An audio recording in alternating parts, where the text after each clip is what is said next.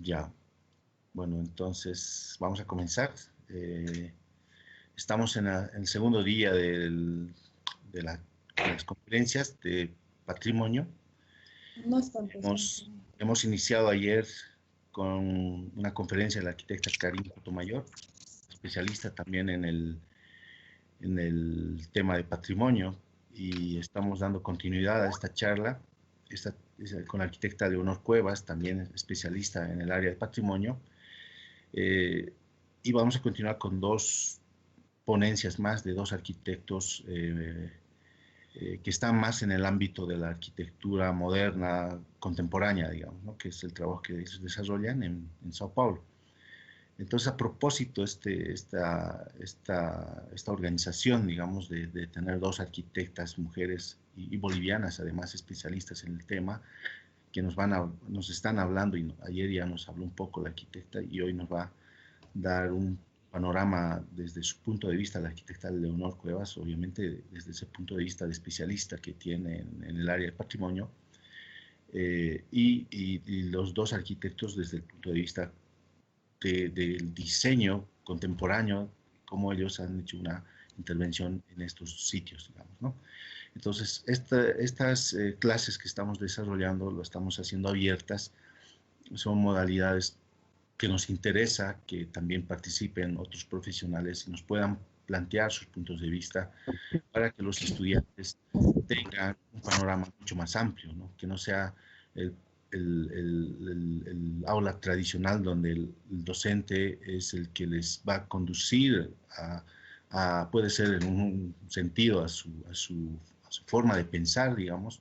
En esta situación estamos abriendo para que el estudiante tenga un panorama amplio y pueda él encontrar un camino diferente, si es posible, en los proyectos que va a desarrollar, ¿no? Entonces, ese es el principal propósito de estas conferencias, y como también el abrir y además conocer también a los profesionales que tenemos en Bolivia y somos también consecuentes con lo que estamos organizando en estas últimas conferencias con el grupo Dosis, que Gabriela lo va a presentar.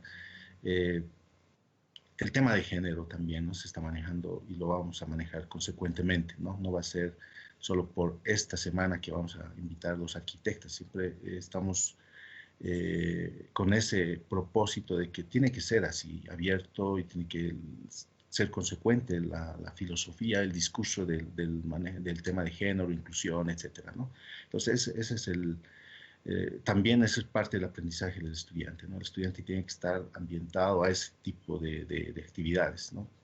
Entonces, yo quiero agradecerte, Leonor, por habernos aceptado y podernos brindar tus conocimientos en este aula abierta, que creemos que es muy importante. Ya hace 2 años nos diste una charla al taller también, en San Pedro también hicimos la intervención en el sitio, y estamos haciendo en esa misma zona el proyecto. Entonces, queremos que nos puedas volver a dar nuevas pautas para que los estudiantes puedan sensibilizarse mejor en este tipo de sitios patrimoniales para hacer intervenciones arquitectónicas. Y agradecerte nuevamente, Leonor, y gracias. Y le doy paso a Gabriela. Muy bien, muchísimas gracias, arquitecto Fernando Martínez. Vamos a dar inicio a lo que es el programa Arquidosis de la UMSA, ¿ya? Tengan todos ustedes muy buenos días. Bueno, pues soy Gabriela Pereira, presentadora del programa Arquidosis, en coordinación con el arquitecto Fernando Martínez y la dirección de la carrera de Arquitectura y el apoyo de la Facultad de Arquitectura, Artes, Diseño y Urbanismo de la UMSA. Les damos la bienvenida a esta conferencia virtual denominada Situaciones de Patrimonio aplicado en áreas históricas, con la participación de la arquitecta Leonor Cuevas.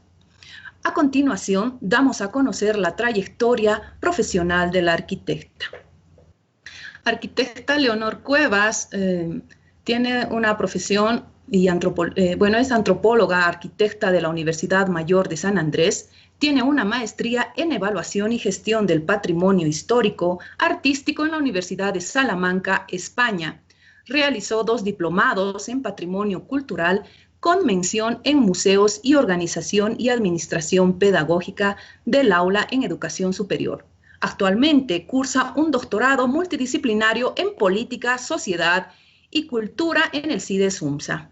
Es docente titular de la Facultad de Arquitectura, Artes, Diseño y Urbanismo. Dicta actualmente las materias de taller de primer año e introducción a la historia de la arquitectura. Asimismo, dictó la materia de Urbanismo 1, Gestión de Patrimonio y Teoría y Métodos de la Investigación. Como profesional comenzó con Ciudades Patrimonio de la Humanidad en Ávila, España. Trabajó en el Gobierno Autónomo Municipal de La Paz como jefa de unidad de museos municipales. Trabajó como consultora de PIB. Ha sido directora de obra y supervisora de restauraciones en la Cancillería Casa Montes, Casa Marcelo Quiroga Santa Cruz y La Sombrerería del 2017 al 2019. Fue directora general de Patrimonio Cultural del Ministerio de Culturas y Turismo. Actualmente es consultora independiente. Muy bien, de esta manera damos la cordial bienvenida a la arquitecta Leonor Cuevas, quien nos hablará sobre el tema de situaciones de patrimonio aplicado en áreas históricas. Arquitecta, bienvenida, por favor, tiene la palabra.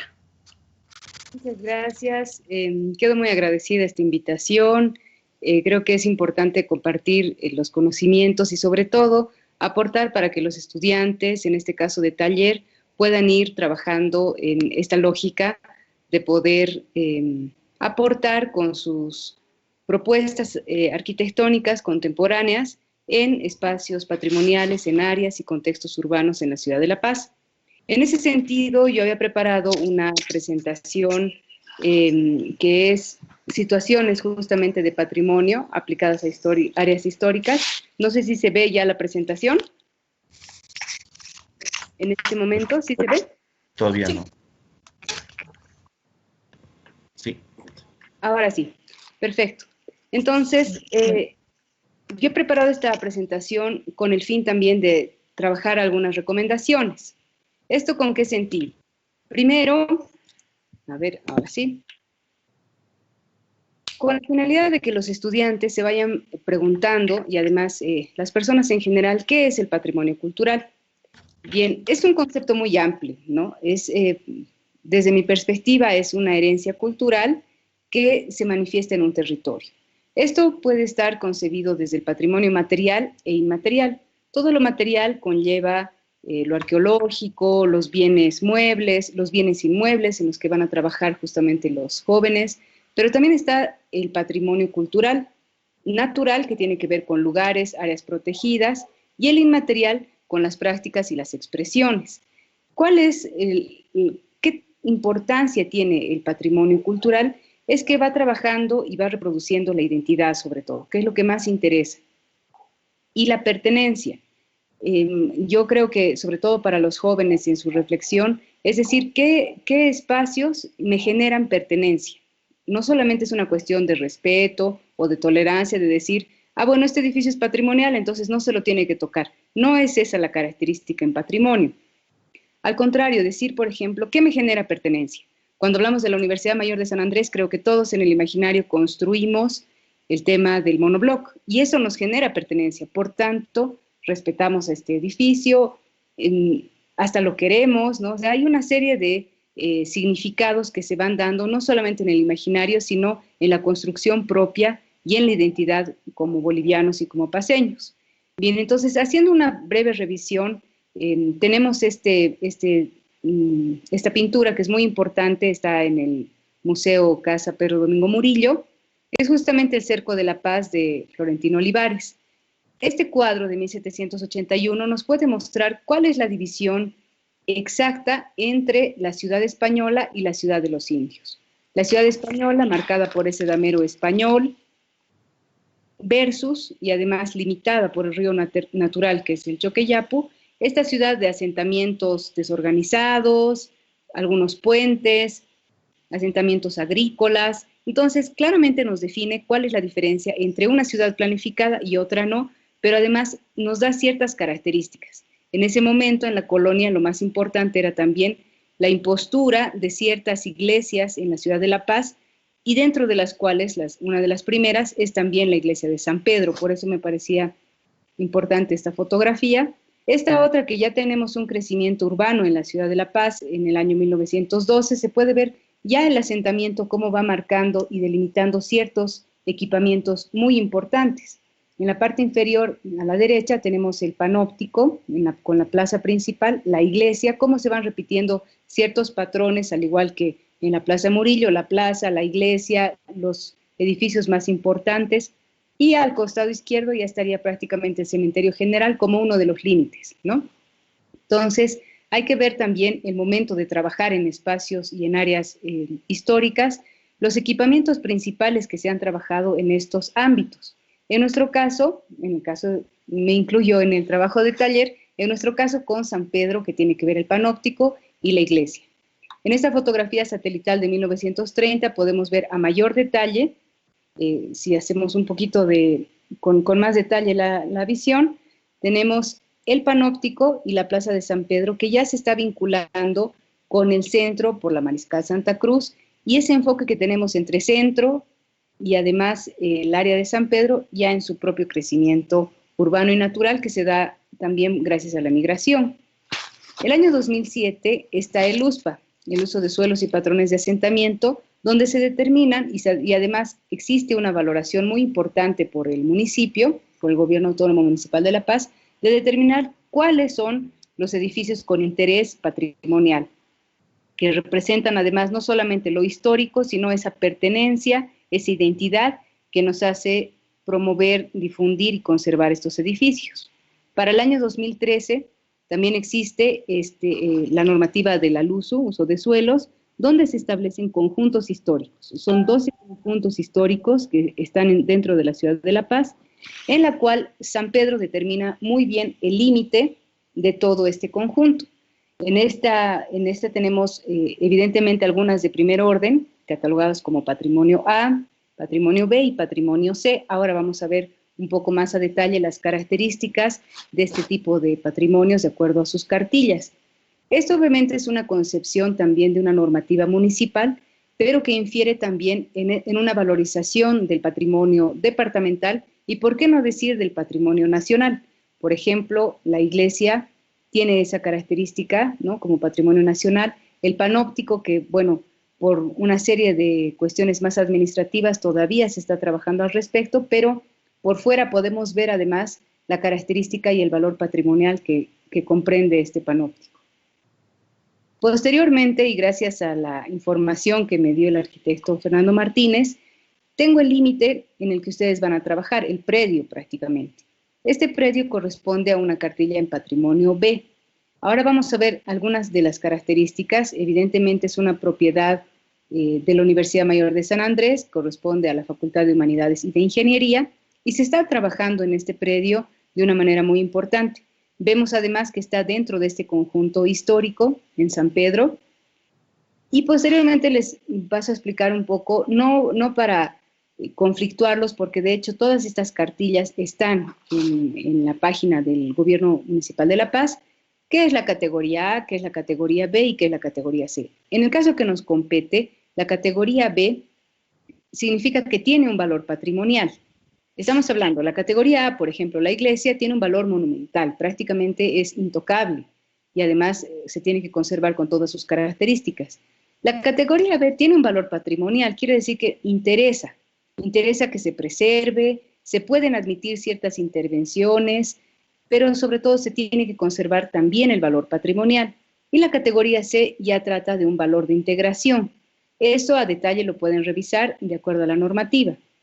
Veremos algunos detalles también de la cartilla B. Es una preservación parcial, se trata de edificaciones que tienen una protección legal. El nuevo edificio en el que van a trabajar los jóvenes tiene que ser un bloque adosado al bloque patrimonial. Estamos hablando de las primeras crujías, por ejemplo, que se tendrían que mantener, una altura de acuerdo a la tipología. No se puede construir por debajo del área patrimonial, algunos sótanos, por ejemplo, sería un error, y se tiene que mantener la línea patrimonial. Ahora bien, para hablar de patrimonio, considero que es importante tomar en cuenta ciertos conceptos para no confundirlos en el avance del trabajo. Primero, La refacción. La refacción puede ser una remodelación, una reparación, finalmente es un mantenimiento de un inmueble. No necesita un trabajo muy a detalle o especializado en términos arquitectónicos. La preservación consiste en cuidar, defender y proteger con anticipación un bien para evitar el deterioro. Esto quiere decir que se preserva antes de que se dañe con el tiempo o por algún incendio, qué sé yo. Se tiene que ir trabajando políticas de preservación para el bien. En eso consiste.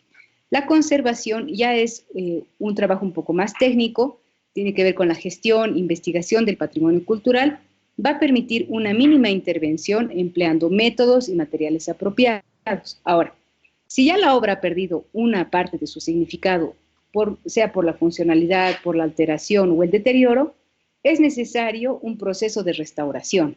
Entonces ya pasamos de una conservación a un proceso de restauración que consiste en detener el deterioro para devolverle el estado original de la obra, en este caso del bien inmueble, donde se examina la obra con todo detalle técnico, métodos y procesos especializados.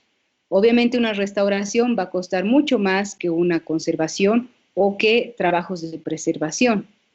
Finalmente, la refuncionalización, que me parece que es en la que van a trabajar, porque hay muchos más conceptos en patrimonio, pero me parece que con estos podemos ir trabajando. La refuncionalización van a ser los procedimientos para la mejora de las condiciones ambientales y de habitabilidad de los bienes del patrimonio cultural.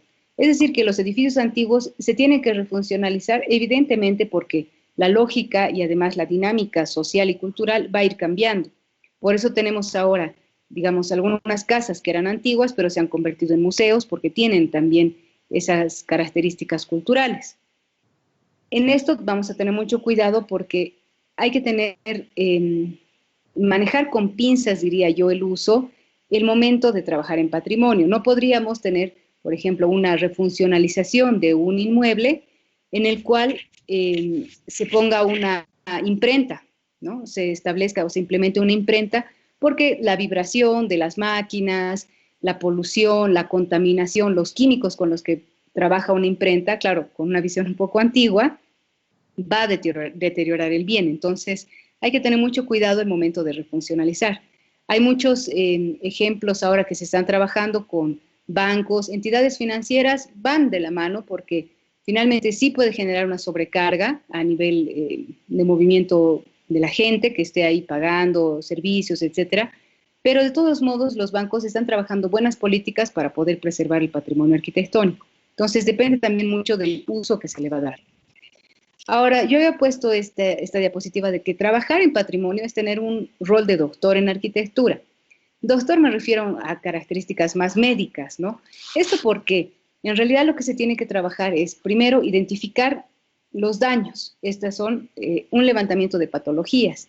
Es como decir, bueno, alguien está enfermo, a ver, tiene fiebre, le duele la cabeza, le duele la garganta, y empiezas a tener estas patologías. Ahora se realiza un proyecto, que esto tiene que ver con las características terapéuticas, de decir, bueno, tiene que tomar mate caliente, unas pastillas y estar con mentizán, digamos, ¿no? Entonces, ese es el rol de un arquitecto, el momento de trabajar en patrimonio. Lo primero que se tiene que hacer es hacer un levantamiento del estado de conservación de este inmueble para poder implementar un proyecto, sí contemporáneo, pero que no vaya en contra o que rompa, por ejemplo, con las características de este bien cultural.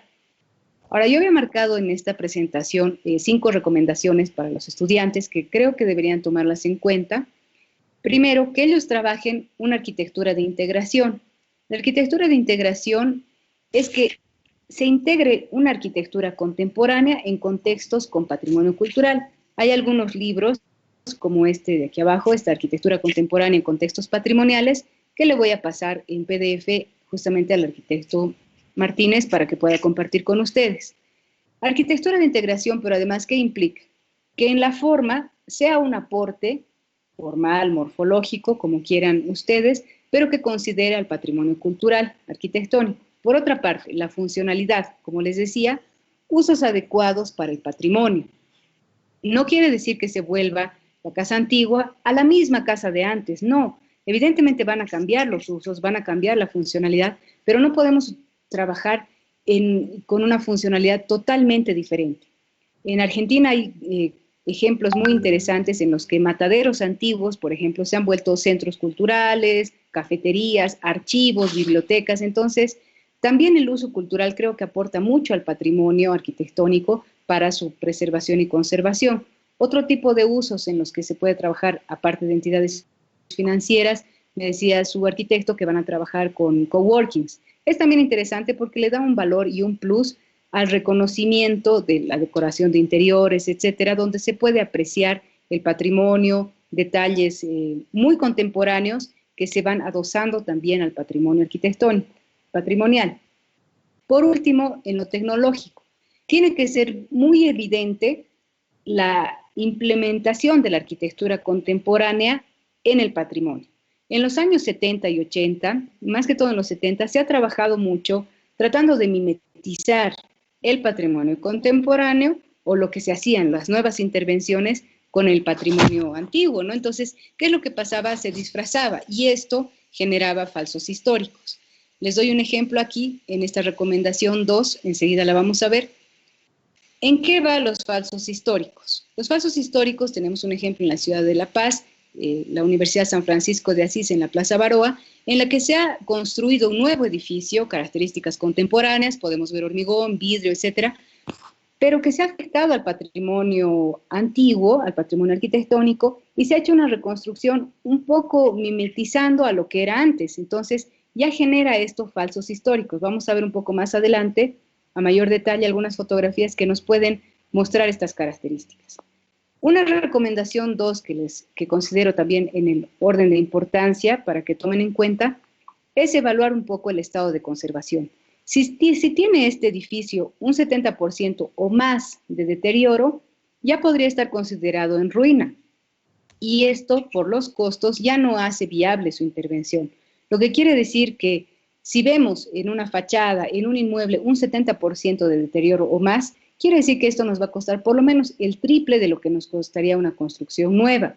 Y esto es importante para que tomen en cuenta porque la restauración, así como habíamos visto el listado de conservación, restauración, y etcétera, la restauración por lo menos tiene el doble o el triple de costo que una construcción contemporánea. Entonces, se tiene que evaluar muy bien el momento de la factibilidad de un proyecto, la viabilidad, si se va a poder construir o no. Veremos en la recomendación 3 algunos ejemplos de falsos históricos. Aquí pueden ver ustedes cómo cúpulas, cómo torres han ido cambiando, ¿no?, para poder generar una cuestión de falsos históricos. Las imágenes superiores muestran cómo era el edificio anteriormente y después, con malas intervenciones, que se ha ido cambiando prácticamente la esencia del edificio, la autenticidad y ciertos principios de valores que se dan en el patrimonio arquitectónico. Bien, les doy algunos ejemplos de arquitectura de integración.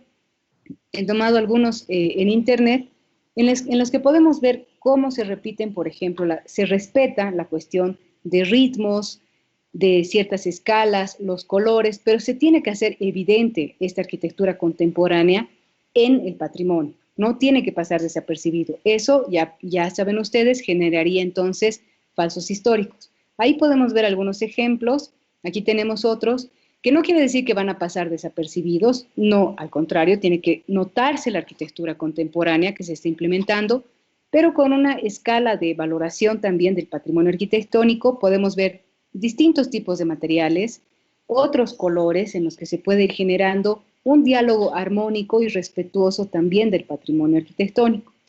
Aquí podemos ver también en esta última imagen cómo la tecnología se hace evidente en contraste a la anterior arquitectura. No solamente hablamos de colores, no solamente hablamos de ritmos, sino también de esta demostración tecnológica. ¿Tenemos ejemplos en la ciudad de La Paz? Claro que sí. Hay un muy buen ejemplo al cual yo invito a que puedan también visitar este museo cuando pase la cuarentena, que es el Museo de Etnografía y Folclore, en el que ha trabajado el arquitecto Carlos Villagómez. Por fuera podemos ver justamente estos balcones, el ritmo de los arcos de medio punto en las entradas, además está ahí todo el material, ¿no?, que podemos ver, la madera, la teja, la madera, la piedra, etcétera. y cómo en un patio colonial que tiene, podemos ver ahí también su gradería, cómo en un patio colonial, en un edificio tan antiguo, se tiene este tipo de arquitectura. Es un contraste absoluto, pero me parece uno de los mejores ejemplos que tenemos en la ciudad de La Paz, en la cual, gracias a este corte, podemos evidenciar cómo se ha hecho un incremento de alturas, 5 pisos versus 3 o 2 que se ven desde afuera, pero no rompe con la escala, hace evidente además la imposición de una arquitectura contemporánea con luces, trabaja sótanos porque necesitan más espacios estos museos, salas de exposición, materiales muy contemporáneos como el acero, el vidrio, las luces, esta escalera helicoidal también que reviste al entorno del propio edificio, que le da otro toque muy contemporáneo, muy fresco, ambientes amplios, y lo que ha hecho el arquitecto Villagómez también ha sido la recuperación de los patios. Entonces, esta recuperación de patios que podría ser trabajada muy a la antigua, al contrario, el aporte que ha hecho el arquitecto Villagómez es trabajar una arquitectura muy contemporánea, muy actual dentro de la ciudad de La Paz, en un inmueble patrimonial que por fuera no se ve que tenga una ruptura muy fuerte de estilo, digamos, ¿no? Se mantiene el valor patrimonial. Entonces paso a la recomendación 4. La recomendación 4 para los estudiantes es primero que hagan una valoración del inmueble en el que van a trabajar, donde puedan ver la manera en la que van a implementar la forma, la función y la tecnología con su nuevo proyecto. Les recomiendo que tomen algunos aspectos como los accesos, el tema de accesos para personas con capacidades diferentes, por ejemplo, rampas, ascensores, etcétera. Factores de iluminación para que el edificio que vayan a adosar al edificio patrimonial no irrumpa en la iluminación, en el asoleamiento del propio edificio. La ventilación es un factor importante, los riesgos y las emergencias que pueden darse en este tipo de edificios. Los incendios es una constante que estamos viendo muchísimo en patrimonio. El año pasado con Notre Dame, estamos viendo en nuestro contexto cada vez la problemática que se está dando con los incendios. Y claro, este tipo de características afectan al patrimonio inmueble. Por lo cual, trabajar en patrimonio arquitectónico también tiene que ver con este tipo de factores que tienen que ser analizados, como los incendios, emergencias y riesgos. Concluye entonces de que una arquitectura patrimonial, cuando se trabaja con políticas de arquitectura de integración y la arquitectura contemporánea, genera una arquitectura dinámica. En términos de la UNESCO, ahora está muy de moda ir viendo arquitectura evolutiva, pero yo no he querido ponerle ese término evolutivo porque me parecía muy darwinista, ¿no? Entender que la arquitectura puede ser evolutiva. Aunque es interesante, esto de hecho lo están trabajando en el Cerro Rico de Potosí, pero se tiene que ver la arquitectura de esta manera, que va a ser dinámica, que la gente va a ir cambiando, el tipo de uso también va a cambiar, la tecnología va a cambiar, y se tiene que ir adecuando este tipo de arquitectura patrimonial a una vida contemporánea. Esto quiere decir que no se va a perder el patrimonio, al contrario, se lo va a revalorizar, se le va a dar su puesta en valor, su conservación, su restauración si es necesario, pero se tiene que trabajar con arquitectura de integración. La última recomendación, la recomendación 5, es que puedan justificar su proyecto con ciertas cartas internacionales a las cuales les hago referencia. Está la Carta de Atenas, la Carta de Venecia, la Carta de Restauro, la Carta de Cracovia, a la cual ustedes como estudiantes podrían acudir para poder justificar el tipo de intervención que van a hacer en este predio y en el contexto que va a afectar también al patrimonio arquitectónico y urbano de San Pedro. Esto quiere decir que no hay que pensar que es mi proyecto, es mi edificio, mi predio y lo voy a trabajar de manera aislada. Al contrario, el momento que se implementa un proyecto genera también un radio de acciones, pero además un radio de equipamientos, nuevos usos que se le va a dar al sector, y eso tiene que aportar también. El proyecto arquitectónico siempre tiene que aportar desde esta mirada de lo contemporáneo con la arquitectura de integración, respetando el patrimonio. ¿Qué principios son los que yo recomiendo que se trabajen siempre en patrimonio, pero además están dentro de los principios de la UNESCO y del patrimonio cultural en general? Es el respeto de la autenticidad, la integralidad y la originalidad del edificio. Bien, he tratado de sintetizar muchísimo esta presentación, pero de esta manera poder aportar a los estudiantes, ¿no?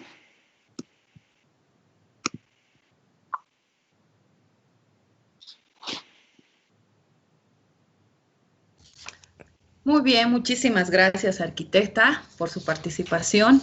Y bueno, pues aquí le felicitan, ¿no?, por la participación y dice muy excelente participación por parte de la arquitecta Leonor Cuevas. Arquitecta, sabemos muy bien que el patrimonio cultural de nuestra ciudad, más que todo, posee características únicas, ¿no? Sabemos que estas características únicas hacen que la ciudad, pues, tenga lugares maravillosos, como ser ya sea su sector patrimonial, las calles, las plazas, las áreas protegidas y sitios arqueológicos. Y yo parto por eso. ¿Cómo poder evitar para no poder hacer esas intervenciones que hacen daño al entorno con esas edificaciones que se construyen y no respetan lo patrimonio? Bueno, en realidad lo que se tiene que hacer es, dentro de la gestión del patrimonio, el primer paso es la identificación. Para la identificación se tiene, y es justamente lo que ha hecho el municipio en la ciudad de La Paz, identificar qué áreas son importantes, cuáles son los conjuntos, porque antes, con la anterior normativa del USPA, por ejemplo, se tenía como lunares donde estaban identificados los edificios de carácter o de interés patrimonial.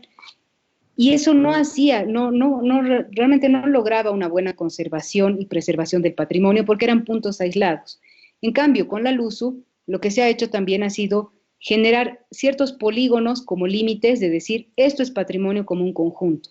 De esta manera me parece que ha sido una buena política de protección del patrimonio, pero ahora el desafío que tienen los jóvenes, los estudiantes y la población en general es una sensibilización con el patrimonio, el tema de poder respetar el patrimonio, por qué se tiene que trabajar sobre él, y además la identificación, luego están las políticas de preservación, conservación, en el caso que requieran restauración, y sobre todo la difusión, porque no se va a poder conocer, no se va a poder difundir algo si no lo conocemos. Entonces, es importante que se pueda identificar y catalogar este tipo de edificios que hacen, obviamente, a la identidad de la ciudad de La Paz. Hablábamos hace un momento del monobloc, como un ejemplo, pero la alcaldía también tiene su valor patrimonial, no solamente por lo que haya hecho Emilio Villanueva y toda su trayectoria, sino porque representa también una imagen de la ciudad de La Paz. Lo mismo, algunos monumentos, algunas plazas, la propia cárcel en San Pedro genera cierta identidad. Por eso la discusión estaba en que qué se va a hacer el momento que se tenga que mover la cárcel. Entonces, se va a quedar la primera crujía, han acordado que sí va a ser un centro cultural ahí, pero ¿con qué tipo de características? Se tiene que respetar el patrimonio.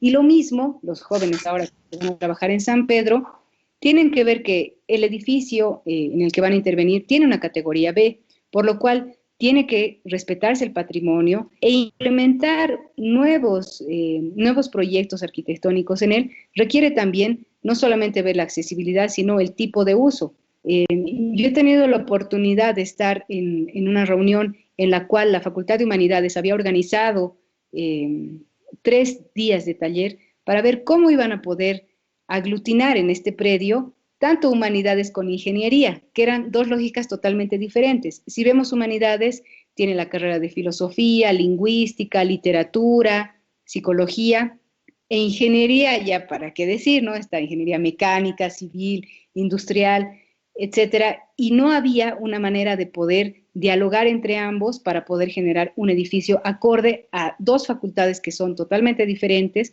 Y creo que el problema ha recaído sobre todo en el tipo de hacinamiento, porque, claro, si solamente vemos qué cantidad de estudiantes estudia filosofía versus ingeniería civil, contrasta totalmente. Y lo mismo pasa con turismo. Solamente la carrera de turismo ya llenaría todo el edificio que tienen en ese predio. Entonces, es un desafío ver este tipo de intervenciones en la cual se puede respetar el patrimonio, pero además identificar, valorizarlo y difundir el tipo de proyectos en los que se va a trabajar. Muy bien, arquitecta, muchísimas gracias. Se conoce también y existen, sabemos que existen cartas, las cartas de Atenas, de Venecia, etcétera. Estas cartas, ¿de qué manera nos pueden ayudar a verificar o conducir cómo realizar intervenciones en este procedimiento, ¿no? O sea, ¿son tipos manuales? ¿Y cómo nos pueden ayudar, arquitecta? Sí, son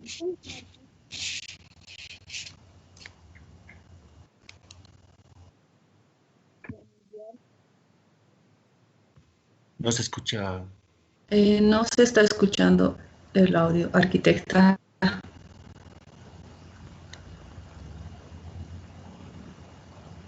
No, está apagado, arquitecta, por favor, su micrófono. Conéctelo.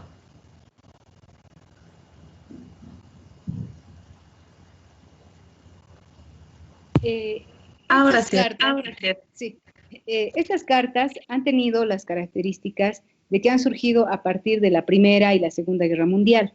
Esto ha evidenciado, las guerras mundiales han evidenciado que en los centros históricos, a través de las bombas, de los guetos que se han construido, las cámaras, etcétera, han afectado al patrimonio arquitectónico. De esta manera es que estas cartas de restauro, la Carta de Atenas, de Venecia, nos dan ciertas recomendaciones y políticas muy generales de poder conservar el patrimonio. Dentro de las últimas cartas que yo estaba recomendando, que es la de Cracovia, dice que se tiene que trabajar de manera multidisciplinaria el patrimonio. Es una de las más actuales, tiene que ver con el año 2000, pero recomienda cómo se tiene que trabajar el patrimonio arquitectónico en las ciudades con los nuevos tipos de uso y, claro, estas cartas lo que van a hacer son darnos recomendaciones generales para que los estudiantes vayan reflexionando al respecto y diciendo, bueno, entonces vamos a trabajar de una manera en la que no vamos a eliminar el edificio, que podría ser una política muy sencilla, ¿no? Decir, bueno, vamos a trabajar en un terreno fantasma o en un predio baldío y vamos a hacer nuestro edificio de 20, de 30 pisos.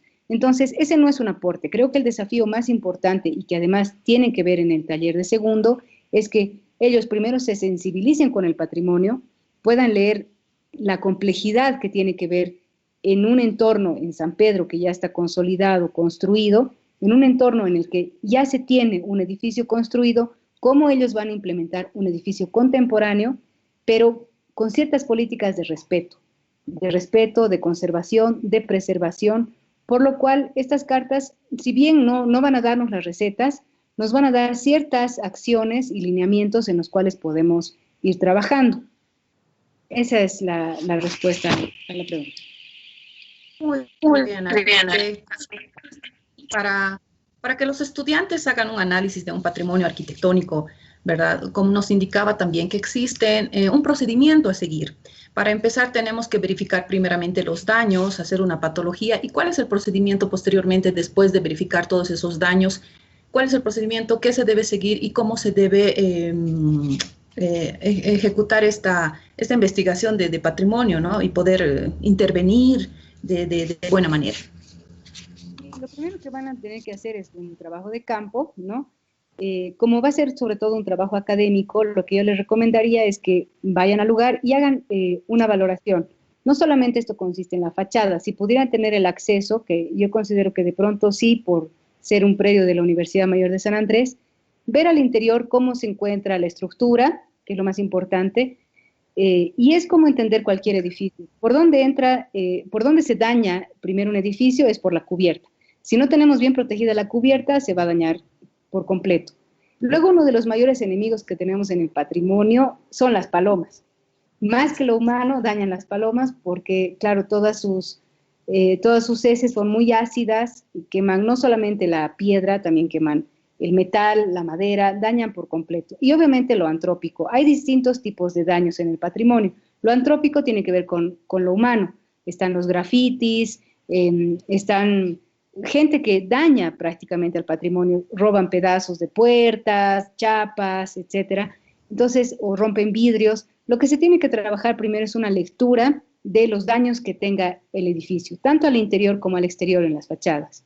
A partir de esto, si bien los estudiantes no van a poder, por la complejidad que requiere este tipo de proyectos, trabajar fichas patológicas y fichas terapéuticas, sí podrían hacer unas fichas muy sencillas como decía, como los doctores, ¿no? Decir, bueno, presenta daño en la cubierta en un 30%. La madera está dañada casi en todas las puertas, en todos los balcones, el fierro también, también están dañadas los revoques, hay fisuras, hay grietas. Entonces, los estudiantes lo que tienen que hacer es medir y valorar ese tipo de patologías para después, ya como los doctores, poner a un costado eso y empezar a trabajar lo terapéutico. Lo terapéutico será, bueno, tratamiento de grietas, tratamiento de fisuras, cambio de cubierta, reposición de puertas de madera, reposición de balcones, tratamiento de zócalo por la humedad, qué sé yo, que puede ser por capilaridad o por fuentes fluviales. Entonces, después de que tengan un listado de ese tipo de daños, pueden trabajar ya algunos ítems. Ahora, los ítems no es que van a abrir el libro de esta revista de construcción y precios, y ahí van a encontrar, por ejemplo, desalinización en zócalo de piedra. Eso no lo van a encontrar en una guía de precios y construcción porque son trabajos más contemporáneos. Lo que tienen que hacer es buscar cómo pueden limpiar las sales de la piedra y ellos mismos ir trabajando algunos ítems. Yo considero que por lo menos que encuentren 12 a 15 ítems está por demás, el tipo de cableado, retiro de cableado, grafitis, de tratamiento de revoque, y eso sí pueden encontrarlo en precios y construcción, y con eso tener un aproximado de cuánto costaría la obra, la restauración básica o unos trabajos de conservación, el tiempo que esto demandaría, y además podría ayudarles a medir cómo van a adosar su inmueble contemporáneo al patrimonial. ¿A qué altura van a generar, por ejemplo, los pisos, algunos balcones, generarán puentes? ¿No? Eso varía mucho, porque sabemos que los edificios antiguos además tienen una altura de 4,50, son edificios realmente con techos altos. Por eso es que mostraba ese ejemplo del museo, en el que un edificio de 2 pisos prácticamente, al interior se ha convertido en 5 pisos, que ha hecho el arquitecto Villagómez, ¿no? De una manera muy inteligente, en la cual también se han podido unir los pisos gracias a estos accesos. Y trabajar con materiales muy nobles. La madera, el hormigón también es un material muy noble para poder adecuar e integrar arquitectura contemporánea con arquitectura patrimonial. Poder también evitar falsos históricos, ¿verdad? Es un tema también muy interesante de hablar eso de los falsos históricos. Sí, falsos históricos, y vemos mucho eso en la ciudad de La Paz. En San Pedro, inclusive de la nada, vemos ventanas con arcos de medio punto, queriendo imitar a los que hacían. En Obrajes, recientemente, bueno, ya debe ser unos 4 o 6 años de pronto, que tenemos un edificio en la calle 16, una cúpula de metal, pero uno dice, ¿qué ha pasado? Ya no estamos en el siglo XIX ni en el siglo XX, y en pleno siglo XXI se hacen este tipo de edificios. Entonces, son cosas muy chistosas que también pasan en la ciudad, que vemos, pero tenemos que reflexionar de una manera muy crítica y decir, bueno, estamos en pleno siglo XXI, contamos con materiales muy contemporáneos y nuevos con los cuales poder trabajar, tenemos la capacidad de hacer proyectos arquitectónicos muy modernos, pero ¿cómo hacemos que se dialogue con la arquitectura patrimonial? Esa es la idea, ¿no? El diálogo de estas dos arquitecturas, pero eso no implica mimetizar o tratar de imitar y finalmente eliminar esas diferencias que se puedan tener, ¿no? No se trata de eso, de reproducir los colores, se puede respetar los ritmos, pero no reproducir los arcos o la misma puerta, porque no solamente es un falso histórico, sino que ya no vamos a encontrar a los artesanos que construían las mismas puertas, los mismos balcones, hasta el material de los vidrios ha cambiado, ¿no? Entonces, ya no se va a poder construir de esa manera. No sería ético arquitectónicamente realizar falsos históricos. Es un reto también, ¿no? Asumirlo también como dentro de lo que es la arquitectura. Tenemos una pregunta, arquitecta. Jimena le saluda y le felicita por la participación y tiene una pregunta, ¿no? Dice, tengo una pregunta sobre el uso de los elementos coloniales en una arquitectura contemporánea, como el uso, justamente lo que estábamos hablando, como el uso de ventanas coloniales o cúpulas en un edificio contemporáneo. ¿Este es un buen método o no se debería de incluir estos elementos en lo contemporáneo? Pregunta Jimena. Sí, gracias, Jimena. De hecho, no se debería trabajar de esta manera. hacer cúpulas o torres de pronto, o imitar algunos balcones, generaría un falso histórico. Y eso, como estábamos diciendo, no es ético para la arquitectura. Por lo cual, si queremos trabajar balcones, sí, haremos balcones, pero balcones contemporáneos, donde realmente se note la diferencia entre lo antiguo y lo nuevo. Y sobre todo, lo tecnológico tiene que hacer evidente este tipo de criterios.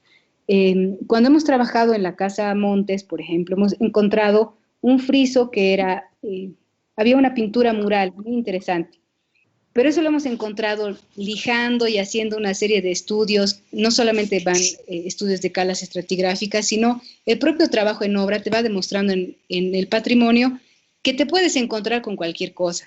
A mí me parece muy imprudente cuando dicen, bueno, vamos a dar para patrimonio, por ejemplo, un 2% de margen de error, digamos, en la obra.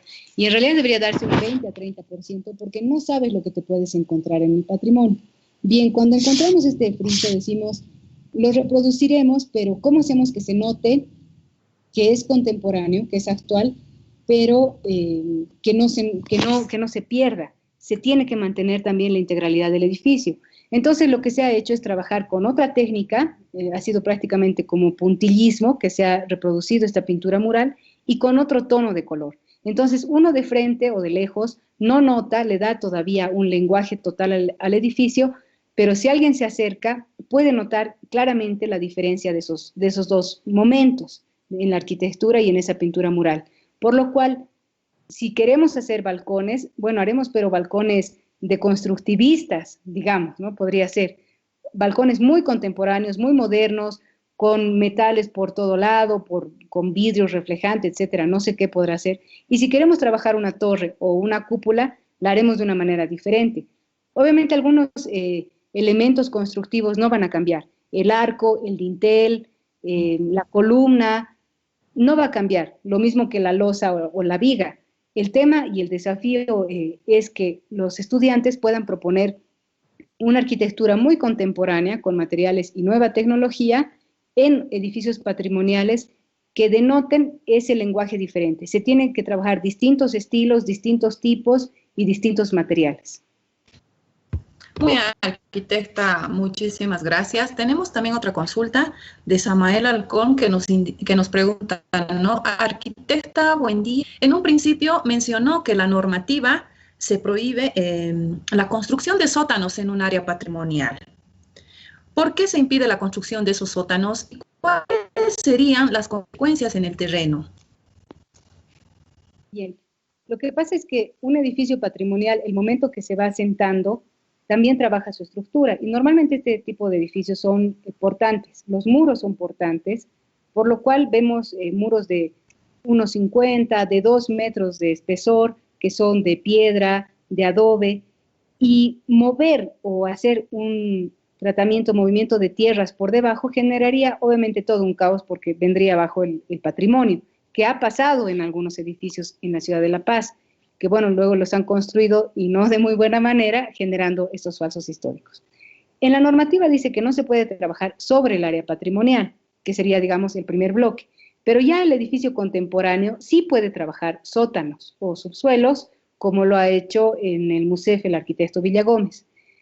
Pero no se puede trabajar sobre esta primera crujía, digamos, porque ya ha asentado muchísimos años, tal vez 50, 100, 120 años que tiene el asentamiento en ese lugar, y obviamente hacer una excavación, movimiento de tierra, podría poner en mucho riesgo no solamente la vida humana de las personas, los obreros que trabajen, sino del propio edificio.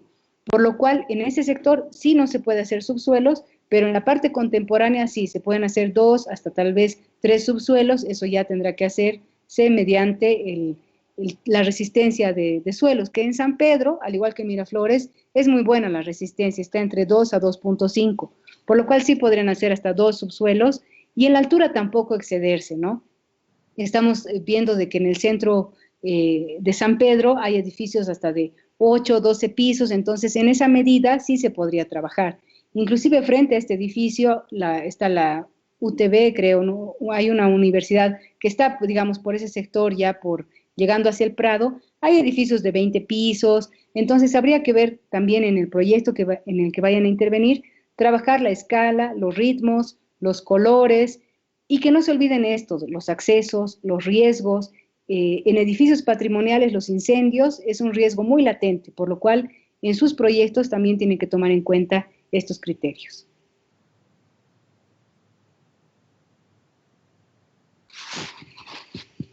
Gabriela, no te escucho. Ahora sí, arquitecta. Muchísimas gracias por la respuesta, arquitecta. Tenemos otra pregunta de Camila Victoria. Nos dice, arquitecta, ¿cómo está? Muy buenos días. En la zona de San Pedro, en la calle Nicolás Acosta, se encuentra el Banco Sol. En su infraestructura siguió el estilo antiguo de sus fachadas y posteriormente construyó sus demás elementos siguiendo ese estilo, indica, ¿no? ¿Es recomendable, arquitecta? Sí es recomendable, perdón, ¿cuál? Sí es recomendable mantener ese tipo de considerar. Y ya, yo creo que sí es recomendable utilizar este ejemplo porque las entidades financieras de alguna manera están ayudando mucho a la preservación del patrimonio arquitectónico. No solamente es ese caso del Banco Sol, tenemos el Banco Unión en plena Camacho, el BNB, hay algunos bancos que han además incentivado a que se mantenga estos edificios. Tenemos ha habido un muy buen trabajo que ha hecho justamente la Escuela Taller de la Plaza Alonso de Mendoza, esta calle, creo que es la Figueroa, no estoy muy segura, pero no. Y en este sector han intervenido con la Escuela Taller y los bancos también han puesto de sí, no solamente económicamente, sino se han tenido que adaptar al tipo de edificio. Por ejemplo, podrían haber hecho cubículos que cubran de piso a techo, no, al contrario, lo que han trabajado es de alguna manera estructuras muy contemporáneas, pero que puedan ser desmontables. Eso también se trabaja mucho en patrimonio, estructuras metálicas, estructuras de vidrio, pero que puedan ser desmontables para que a futuro no afecte en sí al patrimonio y que no exista una sobrecarga. Sobre todo se tiene que medir ese tipo de los niveles de hacinamiento, por eso es importante los usos que se vayan a dar en los inmuebles patrimoniales. Muy bien, eso es lo que usted nos hablaba, arquitecta, es un punto muy importante, saber dar con un buen criterio lo que es la refuncionalización de ese espacio arquitectónico patrimonial, ¿verdad? Saber y tener mucho cuidado en ese aspecto. Exactamente, porque ¿qué pasaría si, bueno, se ha dado el caso de que hay algunos teatros, por ejemplo, el Teatro Municipal, que es un patrimonio de todos los paceños, pero en algún momento existía una sobrecarga en el uso que se daba. Sí seguía cumpliendo su función, pero de pronto un concierto de rock hubiera dañado por completo las galerías, el propio anfiteatro y además a la estructura por la resonancia que puede generar un concierto de rock. Por eso los conciertos de rock se los lleva, digamos, al teatro al aire libre. Entonces, ese tipo de usos puede afectar mucho. Si queremos hacer una discoteca, una imprenta, una industria, aunque sea pequeña, puede afectar. Hasta un restaurante puede afectar a un patrimonio. Y eso vemos muchísimo por el centro, por la calle Illampu, ¿no? Depende mucho el tipo de uso que le vamos a dar al patrimonio arquitectónico. Entonces, tiene que dialogar con esto, tiene que haber un cierto respeto también al patrimonio para no generar luego un deterioro mayor. Sabemos que una refacción no va a costar tanto, proyectos de conservación sí van a costar, pero un proyecto de restauración ya es prácticamente millonario y por eso la gente no trabaja muchas veces en ese tipo de proyectos porque son muy costosos, no invierten. Por eso creo que las entidades financieras son un buen aliado para poder trabajar en proyectos de patrimonio arquitectónico y también otro tipo de proyectos muy nuevos, como me decía el arquitecto Martínez, que van a ser coworkings, que no solamente está muy de moda, sino que están trabajando en espacios patrimoniales. De hecho, en la calle Ingavi, por la Plaza Murillo, hay un coworking que ha trabajado en un espacio patrimonial y lo ha hecho de manera muy, muy adecuada. Muy bien, arquitecta, como se dice, ¿no? Conservar un patrimonio bueno, una estructura patrimonial es más costoso que volver a reconstruir un proyecto nuevo, ¿no? Y bueno, aclarando la pregunta, nos dice que si el inmueble del Banco Sol, dice si es una construcción que sigue los mismos elementos del inmueble antiguo, pregunta. Sí, por lo menos al exterior ha seguido los mismos elementos. Claro que hay ciertas imposiciones que se dan, ¿no? Por ejemplo, la rampa metálica, pero ya es una normativa que además impone la ASFI de decir todos tienen que acceder a las entidades financieras. En ese sentido, han tenido que poner rampas metálicas, pero son desmontables, en la noche se las levanta. Las luces también han tenido que cambiar, porque, claro, si antes era una casa antigua, seguramente tenía unas lámparas de araña, cristales, y ahora el tipo de uso al interior también requiere algunos cambios. Por ejemplo, el uso de las lámparas LED. Pero sí, los cubículos, como decía, de trabajo o de atención que tienen los cajeros, no irrumpen con el patrimonio, porque son desmontables, porque prácticamente son elementos como melamina para los cubículos, simplemente son escritorios, computadoras, vidrio que puede ser desmontable el momento que se quiera retirar y cambiar de uso. Pero un uso también que sea adecuado, no sería muy abrupto, digamos que de una entidad financiera que ha tratado de conservar su patrimonio arquitectónico pase a ser una venta, un restaurante de pollos, ¿no? Donde genera tanta calor y grasas, pero además lo que impactaría al exterior. En todo el contexto urbano también se tiene que medir el tipo de actuación que se va a tener. Cuando se abre una universidad, por ejemplo, ¿qué genera? Alrededor genera fotocopiadoras, plotters, librerías, etcétera. Entonces, hay que también pensar mucho en qué medida con nuestro proyecto vamos a intervenir en este espacio para generar otros usos alrededor. Muy bien, arquitecta, muchísimas gracias. También tenemos otra pregunta de Lulú Camacho. Nos dice, buenos días, arquitecta. En la normativa del uso se especifica que los sótanos y semisótanos se prohíben en los sótanos de los edificios de integración por el daño que puede ocasionar en la estabilidad del edificio patrimonial. Dicen, ¿no? Les recuerdo que durante la construcción de la ampliación del Museo Etnográfico y Folclore, de Etnografía y Folclore, perdón, hubo un desplome de... Sí, justamente eso también hemos visto y es una de las, bueno, no sé si críticas, pero es una cuestión que queda además yo creo que en la trayectoria de un arquitecto porque más allá de que se caiga el inmueble, este daño ha afectado a 2 personas, ¿no? Se tuvo muerte de 2 obreros el momento que cayó una de las crujías. Esto obviamente por ir trabajando y socavando la estructura. Entonces, hay que medir muchísimo en qué medida se pueden trabajar sótanos y subsuelos, siempre y cuando no se afecte a la parte patrimonial, que en este caso era justamente toda la fachada y la primera crujía sobre la calle Ingavi del Museo Nacional de Etnografía y Folclore. Pero no está prohibido, se puede trabajar porque en el sector del fondo, en el caso del MUSEF, sí se contaba, ya prácticamente estaba en ruina, por lo cual se hicieron todas esas excavaciones. Yo quisiera también hacer recuerdo de que en la propia Facultad de Arquitectura, en el año 2002-2003, hubo un desplome. Y eso que es un edificio patrimonial, porque antes ahí existía un asilo, el asilo de los viejitos, que estuvo años de años. Luego pasa a la universidad y el momento que se quiere hacer el edificio contemporáneo, el edificio más nuevo de la Facultad de Arquitectura, se empiezan a hacer las excavaciones y cae toda una losa de ingreso donde estaba la dirección de carrera, estaba Cardex, estaban los casilleros, era prácticamente el pasillo que distribuía a la gente en agronomía y en arquitectura. Más bien que esto pasó un domingo a las 6 de la tarde, porque si no hubiera habido por lo menos unos 70 muertos, ¿no? Y esto ha pasado en la Facultad de Arquitectura, esto tiene que también tomar en cuenta, yo creo, toda la población universitaria para decir, bueno, ¿en qué medida vamos a trabajar?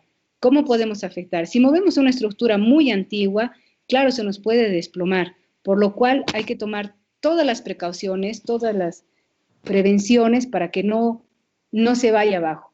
Ahora, claro, lo que se tiene que trabajar en los sótanos y en los subsuelos, es decir, ¿para qué voy a trabajar un sótano? voy a poner un archivo, voy a hacer un garaje, un estacionamiento. ¿En qué medida? Porque sabemos que los estacionamientos necesitan grandes radios de giro, espacios amplios, entonces de pronto no convenga, pero si es para un archivo en el sótano, sí conviene, porque los archivos es de mucho peligro que se los ponga en las plantas superiores, porque es una carga muerta, es un peso muerto, por lo cual sí es recomendable que se trabajen en sótanos. Pero claro, obviamente no adosados al área patrimonial, sino en el fondo, ¿no? Donde no exista ya estructuras o vestigios de estructuras patrimoniales. Muy bien, arquitecta. También tenemos otra consulta, otra pregunta de Alejandro Alarcón. Nos dice, buenos días, arquitecta. En la zona de Miraflores hubo mucha polémica por la construcción del teleférico, tanto por lo ambiental, que provocó la tala de árboles, y también porque se ha intervenido en el diseño de Emilio Villanueva, en varias plazas consideradas patrimonio urbano. En su opinión, ¿esta red de teleféricos deterioró el espacio urbano en la ciudad, o usted cree que no fue necesario algunas estaciones? Pregunta Alejandro. Gracias, Alejandro. Bien, justo en esta problemática que se tuvo con el teleférico, uno de los daños o de las afectaciones más importantes que hubo al patrimonio arqueológico fue la imposición de algunas estaciones.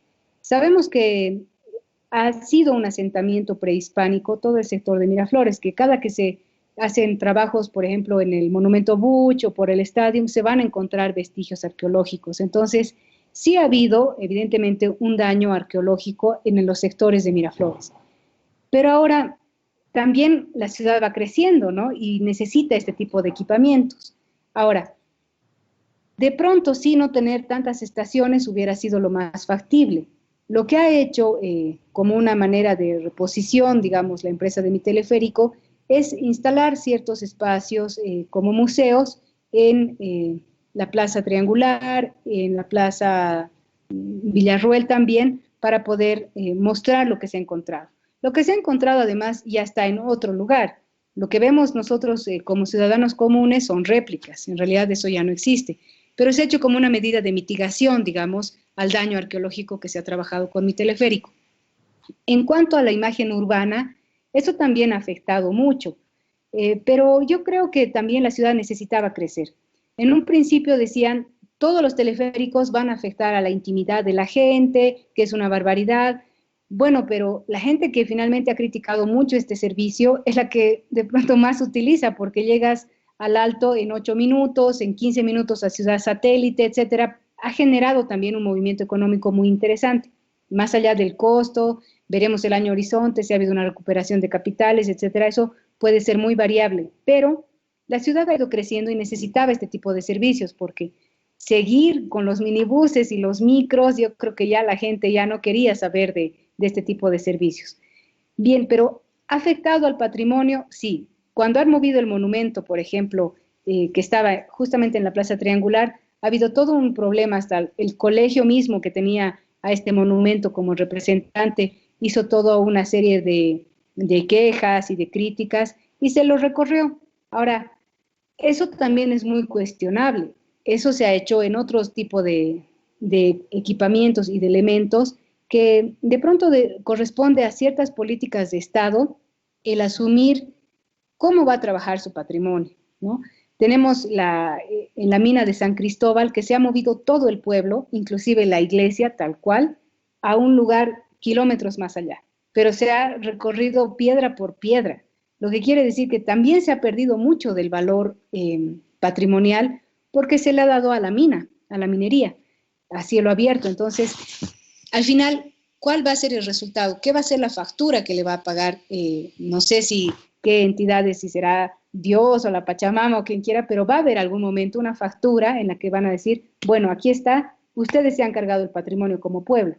Por minería se han vendido por $2 millones en su momento, hace 12 años o 22 años, ya no estoy segura, pero decir, aquí está, ustedes han querido vender todo este territorio para que podamos tener una minería a cielo abierto y ese es el resultado.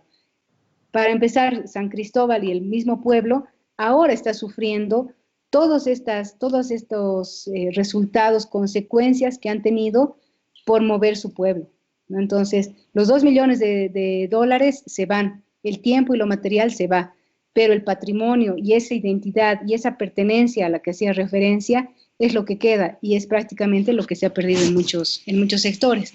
Creo que el teleférico ha sido una respuesta a la demanda de transporte urbano, que de pronto sí ha cargado muchas cosas de patrimonio, sobre todo a nivel arqueológico, más que de imagen urbana y más que al mismo trazo, porque se sigue manteniendo el trazo de la avenida Buch de Niño Villanueva, pero la ciudad es dinámica y va creciendo. La cuestión es la política, que tiene que ver no solamente el patrimonio para los municipios, sino para las gobernaciones y para el Estado central. Al final es competencia de todos. Muchísimas gracias, arquitecta. El tema de los teleféricos y las estaciones es otro tema más amplio, ¿no? Podemos hablarlo en otro programa, en otro momento también, arquitecta. Sería muy interesante ampliar más sobre ese tema. Se comunica Israel y nos dice también, ¿cómo está, arquitecta? Un saludo grande. Tengo una pregunta.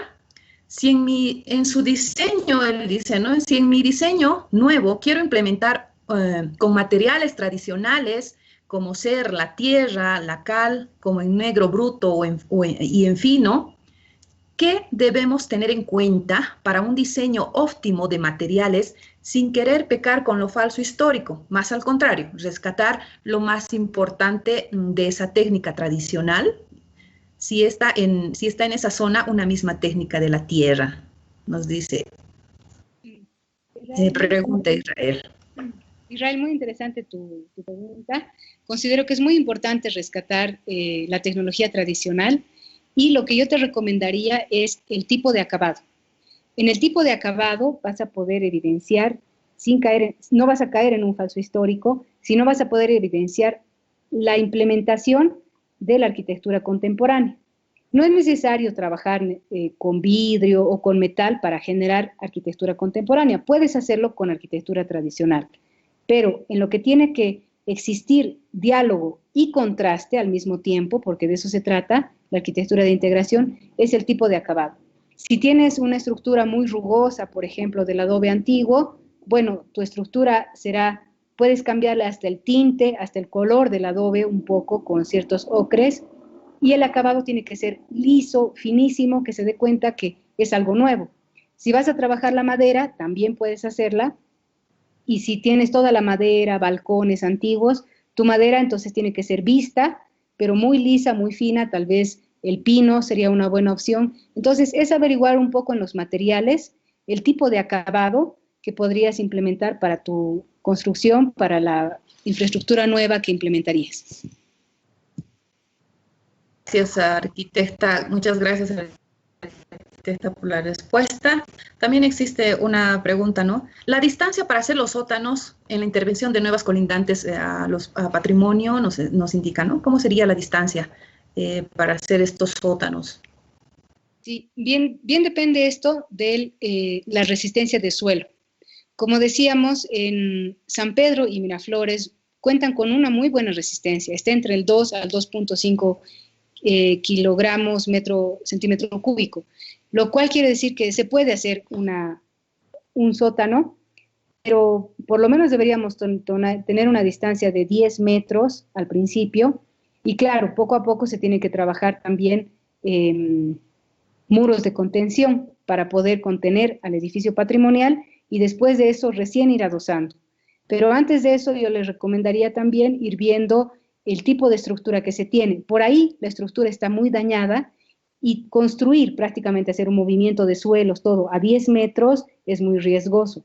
Por eso va a ser importante la valoración que ustedes le den en la visita, en el trabajo de campo, decir, no, yo voy a dejar 15 metros, es mi límite, 15 metros o de pronto 20, para poder hacer excavaciones y sótanos con un muro de contención, además, que saben que es costoso, y por eso correspondería hacer de pronto un sótano a 2 como máximo, porque 3 ya sería como hacer de pronto un banco central, y eso no pretendemos hacer en este predio, ¿no? Yo creo que hay que tratar también de manejar y mantener la imagen urbana y el respeto al contexto urbano que tenemos en todo San Pedro. Muchas gracias, arquitecta. Le enviamos un saludo muy especial al arquitecto Mauricio Berlín, que también pregunta pregunta, el básico, no se afecte primero con las rampas y ahora seguro con las cámaras de desinfección, pregunta el arquitecto Mauricio. Sí, bueno, yo creo que es una cuestión que vamos a tener que vivirla y asumirla como un desafío muy actual.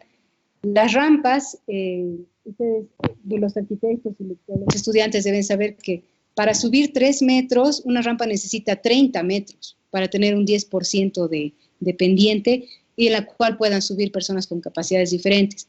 Tal vez asumir rampas en sus proyectos no sea muy conveniente porque van a perder mucho espacio. Y para eso acudimos rampas de ingreso que pueden ser asistidas, como las hacen en los bancos, y finalmente ascensores.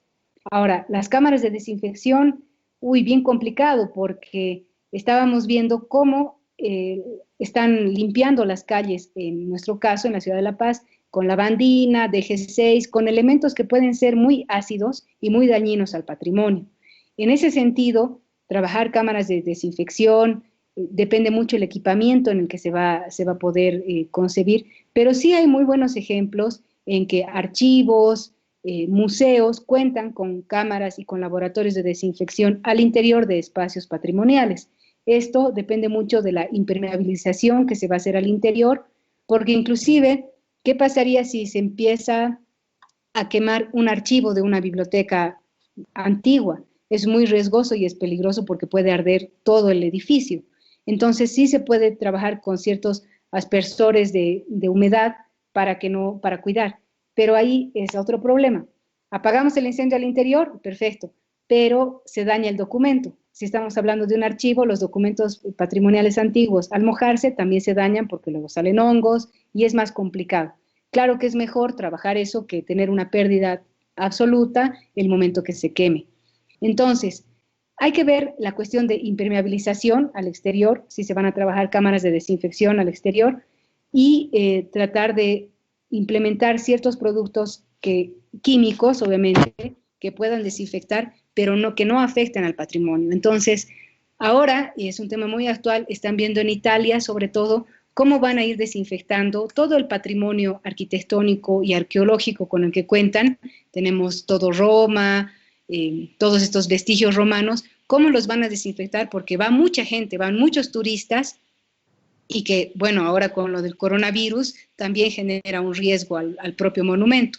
¿Vamos a cuidar a la persona? Sí, pero también tenemos que cuidar al monumento y al edificio. Entonces, las cámaras de desinfección yo creo que van a ser a partir de ahora una constante en la cual se tienen que trabajar, no de manera tan arcaica, diría yo, como lo estamos viendo ahora, que la gente está saliendo con bidones y con mangueras. Está bien para la gente y que la gente se desinfecte como quiera, pero que por favor no afecte al patrimonio arquitectónico construido.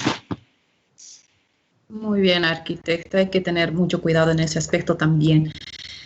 Hay otra pregunta de Mario Ramos, nos indica, arquitecta, una pregunta. La alcaldía está pidiendo informes arqueológicos en ciertas zonas de nuestra ciudad. Esto para obtener el permiso de construcción. ¿Nos puede explicar si existe algún mapa de referencia? Muchas gracias, nos indica. Sí, la alcaldía ha trabajado mucho y está publicando, hay un mapa arqueológico de la ciudad de La Paz que ha trabajado la Dirección de Patrimonio Cultural de la alcaldía, pero además de esto también está la Unidad de Arqueología y Museos, que es del Ministerio de Culturas y Turismo, que cuenta con un mapeo de los sectores arqueológicos, no solamente en la ciudad de La Paz, sino en todo Bolivia. Obviamente, como municipio le corresponde a la alcaldía tener este mapa y este registro, pero arqueológicamente Bolivia tiene descubierto menos del 2%, y ese es el problema, que cada que se hacen construcciones, obras públicas, se tienen distintos tipos de hallazgos. Yo he tenido la experiencia de que hidroeléctricas, YPFB, agencia de caminos, muchas infraestructuras de carácter público han tenido este problema porque prácticamente se han tenido que paralizar las obras. Por lo cual es importante que antes se haga procesos de autorización, que normalmente a nivel nacional lo hace el Ministerio de Culturas y Turismo a través de la UDAM, Unidad de Arqueología y Museos, y cuando queremos hacer intervenciones dentro del centro histórico, dentro del casco histórico, también acudir al municipio que cuenta con un departamento arqueológico que nos va a decir, bueno, en este sector no hay arqueología, pero probablemente exista, ese es otro riesgo. Si probablemente exista, bueno, hay que trabajar también con un especialista, un monitoreo con un arqueólogo que nos pueda decir, no hay un vestigio arqueológico y se puede intervenir directamente.